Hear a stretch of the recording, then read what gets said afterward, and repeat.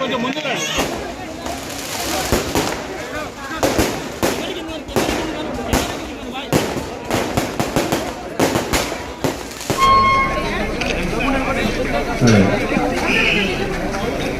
వారికి మనం సేవలు అందించాలి. వాళ్ళు గౌరవంగా ధైర్యంతో ఈ యొక్క హాస్పిటల్ నాది, ఏ రాత్రి ఏ పగలు పోయినా నాకు మంచి ట్రీట్మెంట్ దొరుకుతుందనే ఒక నమ్మకం వారికి కలగాలి. సమాజంలో ప్రభుత్వానికి రెండు బాధ్యతలు ఉంటాయి.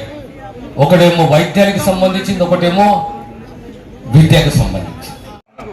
పూర్తి చేసుకునే అవకాశం వచ్చింది. పోయినసారి కొద్దిగా మీకు ఇబ్బందులు జరిగి ఉండొచ్చు. జరిగినాయా?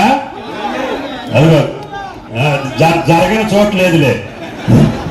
కాబట్టి దయచేసి ఇప్పుడు ప్రశాంతంగా, స్వేచ్ఛగా, బెదిరింపులు లేనటువంటిది, కబ్జాలు లేనటువంటిది, దోపిడీ లేనటువంటి పాలకులు వచ్చారు. ఉత్తమ కుమార్ గారు ఎప్పుడైనా బెదిరించి డబ్బులు లాగిందా?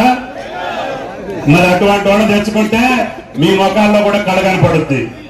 మెడికల్ డిపార్ట్మెంట్ పూర్తిగా ప్రక్షాళన చేసి ప్రతి నిరుపేదలకు కూడా ఉచితంగా మంచి వైద్యం వారి నాయకత్వంలో అందబోతుందని చెప్పి నా నమ్మకం.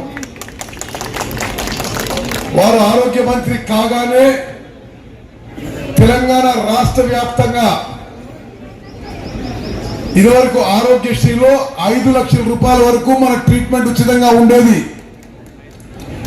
ఇప్పుడు ఎవరికి ఏ అనారోగ్య కారణమైనా 10 లక్షల రూపాయల వరకు కూడా ట్రీట్మెంట్ ఫ్రీ ఉచితంగా ఉండబోతుందని చెప్పి అందజేస్తారు.